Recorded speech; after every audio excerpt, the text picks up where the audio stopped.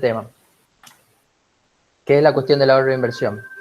Entonces, ¿se está viendo de nuevo la pantalla? Sí. Sí, vame tranquila. Te retiras, después subo los slides. La grabación, digo. Bueno,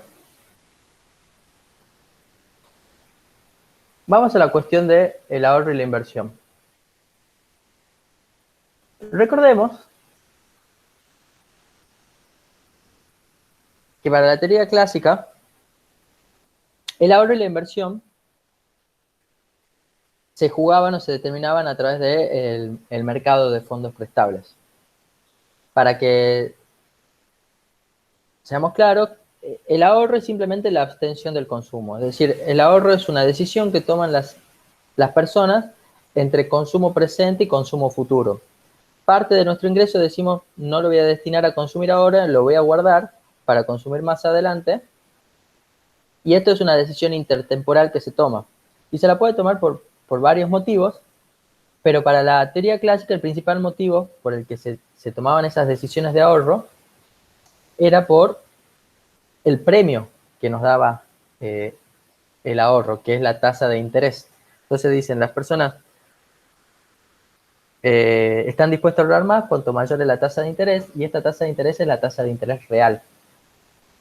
Y entonces toman esas decisiones, el ahorro les produce un displacer, una desutilidad, se ponen, preferimos consumir ahora que consumir mañana, pero como hay un premio por esperar, que es esta tasa de interés real, que significa que mañana voy a poder consumir más bienes que los que tengo hoy, las personas están dispuestas a sacrificar el consumo presente en favor del consumo futuro.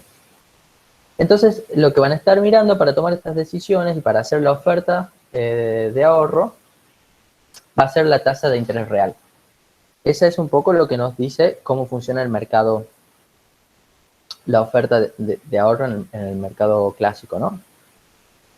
Por otro lado, la demanda de fondos prestables, que es lo que llamamos la inversión, que es la demanda que hacen las empresas al mercado para poder consumir bienes, surge de las necesidades de las empresas de incrementar su capital. Esa es la definición de inversión. Inversión son la compra de bienes durables que se incorporan al patrimonio de las empresas y aumenta su capital productivo.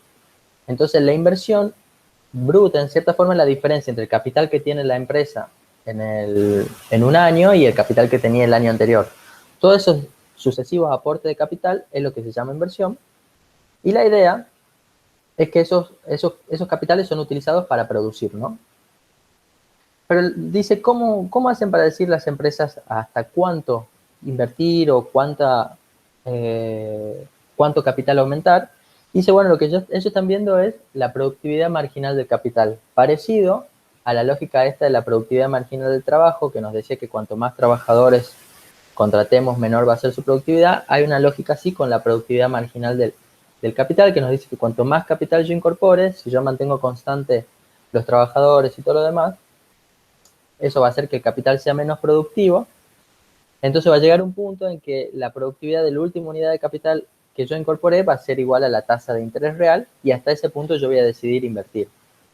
Esta era como explicaba la oferta de trabajo, de fondos prestables, es decir, el ahorro, y la demanda de fondos prestables, es decir, la inversión. Y bueno, ¿qué es lo que nos decía el mercado neoclásico? Dice, bueno, como la tasa de interés es flexible, se va a ir moviendo, se va a ajustar de manera que siempre estén igualadas la oferta y la demanda de fondos prestables. Entonces, de esa forma, el ahorro siempre va a ser igual a la inversión. Esto es bien importante, esta igualdad de ahorro-inversión es clave para la distinción entre la visión clásica y la visión neoclásica. Es una de las cosas más importantes que nos dice que la economía está operando en pleno empleo. Saber que S es igual a I. Por cierto, ahorro se simboliza con la letra S, porque en inglés ahorro se dice savings. ¿Qué es lo que nos dice la teoría keynesiana? La teoría keynesiana es un poco más sofisticada. Yo no voy a entrar en detalles, no se asuste tanto por las ecuaciones, se las dejo ahí para ayudarme yo a expresarlo, pero no es necesario que ustedes se aprendan esas ecuaciones. Pero lo que nos dice la teoría keynesiana es que la demanda de fondos prestables, es decir, la inversión, no está determinada por la productividad marginal del capital, por la relación entre la productividad marginal del capital y la tasa de interés real, sino por la relación que hay entre otra cosa un poco más sofisticada que esta noción de productividad marginal, que es lo que Keynes llama la eficiencia marginal del capital. Este es un concepto bien importante en la teoría keynesiana, la cuestión de la eficiencia marginal del capital.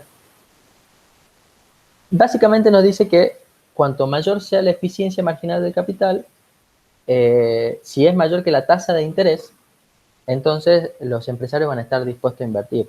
Y si ellos creen que la eficiencia marginal del capital es menor que la tasa de interés, no van a querer invertir. Y están todo el tiempo comparando esas dos cosas. Ahora, ¿qué es esta eficiencia marginal del capital? Técnicamente, sofisticadamente, un concepto medio difícil que viene un poco de la... Se requiere un poco de teoría financiera para entenderla. Sería esta letra E que está acá. Pero yo le voy a tratar de darle una intuición. Veamos esta ecuación que nos dice, por un lado, que el precio es igual a la suma de unas R's divididas en algo. Estas R's, R1, R2, Rn, son los retornos. Cuando yo les decía que las empresas toman decisiones de inversión, lo que tienen que hacer es comprar un bien, por ejemplo, comprar un tractor. Yo voy y compro un tractor, el tractor cuesta 100, no sé cuánto cuesta un tractor, 10 millones de pesos, pongamos. Cuesta un precio que es 10 millones de pesos, pero yo año a año, mientras use ese tractor, supongamos que un tractor me dure, no sé, 10 años, va a ser el año 1, el año 2, el año 3, hasta el año 10. Yo sé que cada año que vaya trabajando, ese tractor me va a producir una rentabilidad, que es una producción, ¿bien? Entonces esto va a ser el flujo de retorno futuro que me dé el tractor. La suma de todos esos flujos, descontado por una tasa, una tasa E, que esa es la eficiencia marginal del capital, que lo que hace la tasa E es equiparar, es lo que se llama una tasa de descuento, el presente con el futuro. ¿Por qué se hace eso? Porque básicamente, si yo les digo a ustedes cuándo prefieren 100 pesos hoy o 100 pesos el año que viene, estoy casi seguro que ustedes me van a decir que prefieren 100 pesos hoy. Y que el año que viene, para que ustedes estén indiferentes entre 100 pesos hoy y 100 pesos el año que viene, yo el año que viene le tendría que dar más plata posiblemente. Entonces, lo que hace que estas relaciones sean parecidas, que equiparen 100 pesos de hoy a 100 pesos de mañana, es lo que se llama tasa de descuento. Pero lo importante acá de esta E, que bueno, les muestro de dónde surge, es que la eficiencia marginal del capital sería un concepto que lo que nos permite es resumir en un solo número cuál es la rentabilidad esperada de la inversión, básicamente. Entonces, para que sea un poco más sencillo de captar, la idea de que dice Keynes es, los agentes no van a decir su inversión por la productividad marginal que tenga el capital, sino que van a tomar su decisión por la rentabilidad esperada que tienen, que tenga esa inversión, que es lo que él le llamaba la eficiencia marginal del capital. ¿Cuál es el problema de esto y cuál es la gran diferencia con la teoría clásica? Primero, que todos esos retornos futuros, que es lo que me va a producir el tractor en los años que vienen, son inciertos. Entonces, los agentes, para determinar cuál es la rentabilidad esperada, primero tienen que saber cuánto son los retornos esperados. Y esos retornos esperados varían mucho. No saben muy bien cuánto va a ser, porque de repente si nos dicen el año que viene va a aumentar el precio de la soja, bueno, el retorno va a ser mayor del tractor. Pero si yo tengo incertidumbre y creo que por el COVID y qué sé yo, va a caer el precio de la soja, la rentabilidad esperada va a ir bajando. Entonces, la eficiencia marginal del capital no es una cosa constante como la productividad marginal del capital, sino que es una cosa muy variable, que de repente es alta cuando hay mucha euforia, entonces todos los agentes van y quieren invertir mucho, y de repente cuando hay miedo, es muy baja la eficiencia marginal del capital y nadie quiere invertir y todos retiran esas inversiones. Entonces, la clave acá de la incertidumbre y la visión del futuro es fundamental para explicar la inversión en la teoría keynesiana. Y lo que termina diciendo Keynes, hay tanta variabilidad y tanta incertidumbre muchas veces entre los retornos esperados, que hace que los inversores al final de cuentas, en vez de tomar decisiones usando una ecuación matemática, igualando perfectamente, como me dice la teoría económica, terminan tomando decisiones de inversión con sus espíritus animales, dice, como si usando básicamente su intuición, si se animan o no, o si no se animan, si tienen confianza en que va a tener rendimiento o si no tienen confianza. Entonces dice, no una cosa tan exacta, sino una cosa mucho más volátil. Y eso es lo que hace que no necesariamente siempre la inversión vaya siendo igual a la tasa de interés real, ¿no? Que es un poco lo que me terminaba diciendo la teoría neoclásica. Ahora, el otro punto que discute mucho es el ahorro. Dice, el ahorro para la teoría neoclásica surge de sujetos maximizadores y logran que siempre la tasa de interés compense esa desutilidad que tienen los trabajadores. Y para Keynes dice, no, mira, el ahorro surge de dos cosas. Primero, de una propensión a ahorrar que tienen las personas, que es la proporción del ingreso que ellos determinan, que ellos destinan eh, a ahorrar justamente y a no consumir. Y esa relación es generalmente estable, pero en momentos de miedo, de ansiedad, aumenta la propensión marginal a ahorrar y en momentos de euforia baja la propensión marginal a ahorrar porque hay más intención de destinarlo al consumo. Y también depende del nivel de ingreso, dice las personas que tengan más ingreso van a ahorrar más, las que tengan menos ingreso van a ahorrar menos. Entonces, una de las cosas principales para determinar el nivel de ahorro no va a ser la tasa de interés real, que es un poco lo que estaba diciendo la teoría clásica, sino que va a depender en gran parte del nivel de ingreso que haya en la economía. Y el nivel de ingreso va a depender de la cantidad de demanda agregada que haya, por lo que habíamos visto antes de la teoría de la demanda efectiva. A su vez dice, el ahorro no necesariamente se va a transformar siempre en inversión. Puede ser que lo que yo vaya ahorrando, como tengo miedo o no confío en el sistema financiero o lo que sea, en vez de guardarlo, de ahorrarlo en forma de inversión, comprando bonos o poniéndolo en un plazo fijo, puede ser que quiera atesorar. Por ejemplo, voy y compro dólares, lo pongo debajo del colchón y en ese caso el ahorro no se está transformando en inversión. Entonces, eh, la tasa de interés lo que va a hacer no va a ser premiar por sí mismo el ahorro, sino que la tasa de interés lo que va a premiar va a ser la decisión de no atesorar, la decisión de no tenerla en el cajón a esa plata. Entonces, una crítica a la teoría de la inversión y una crítica a la teoría del ahorro, lo que me hace es desbaratarme la teoría del mercado de fondos prestables y negar la igualdad de esta entre ahorro e inversión. Lo que dice, mira, si alguna vez el ahorro e inversión son iguales, va a ser casi por una coincidencia, por una casualidad. No hay ningún mecanismo que asegure que ahorro sea igual a inversión, sino que sobre todo en general cuando las expectativas son medio bajas y la inversión es muy poquita porque los agentes no se animan a invertir y sobre todo eso le da miedo y los hace que ahorre más, lo que va a terminar pasando es que el ahorro va a estar siendo mayor que la inversión. Y a su vez, ese ahorro mayor que la inversión va a hacer que la demanda agregada sea baja y nos produzca desempleo. Entonces, fíjense cómo se va relacionando todo lo que vamos viendo, la relación entre la demanda, el empleo, el ahorro y la inversión, y se va armando una teoría macroeconómica bastante compleja.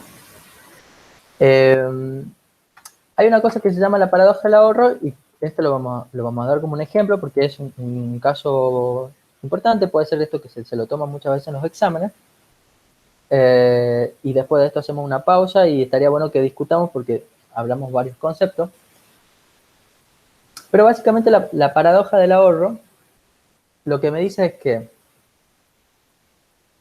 puede darse, y muchas veces ocurre eso, dice Keynes, que cuando todos los agentes de forma simultánea e independiente aumentan su propensión marginal a ahorrar, es decir, ustedes ganan 100, yo gano 100, cada uno gana su determinado ingreso y estamos acostumbrados a ahorrar un 10% de nuestro ingreso. De repente, no sé, tenemos miedo o estamos preocupados por el futuro o lo que sea y decidimos empezar a ahorrar proporcionalmente más. Entonces, en vez de ahorrar 10% de nuestro ingreso, ahorramos un 15%, por decir un número. Eso significa que aumenta la proporción marginal a ahorrar. Puede ocurrir, sin embargo, que a pesar de que todos y de manera simultánea e independiente estemos ahorrando proporcionalmente más, lo que termine pasando es que termine cayendo el ahorro agregado de la nación. Es decir, que Argentina, por ejemplo, en su conjunto, ahorre menos, a pesar de que todos individualmente intentamos ahorrar una proporción mayor de nuestro ingreso. Entonces dice, ¿cómo puede ser que esto ocurra? Por eso se llaman paradojas. Paradojas son cosas que son aparentemente incoherentes, que todos ahorren más y de repente caiga el ahorro total. Y esto vamos a tratar de explicarlo con un ejemplo sencillo para ver cómo puede ser que esto ocurra o cómo nos dice la teoría keynesiana que esto podría estar ocurriendo. Entonces pensemos en una economía simple, sin gobierno y sin sector externo, donde el ingreso es igual al consumo más al ahorro, porque lo que yo les decía, el ingreso ustedes lo pueden usar solo para consumir o para ahorrar. Acá no hay impuestos, no hay gasto público, no hay importaciones, nada, solo lo usan para consumir o para ahorrar. Tienen que tomar esa decisión. En este caso, la demanda agregada, como no hay gobierno y no hay sector público, es simplemente el consumo más la inversión. Entonces, en el equilibrio, ingreso igual a demanda agregada. Eso como eh, ya lo venimos viendo. ¿De dónde surge el ahorro entonces? El ahorro dijimos que para la teoría keynesiana es una proporción del ingreso. ¿Bien?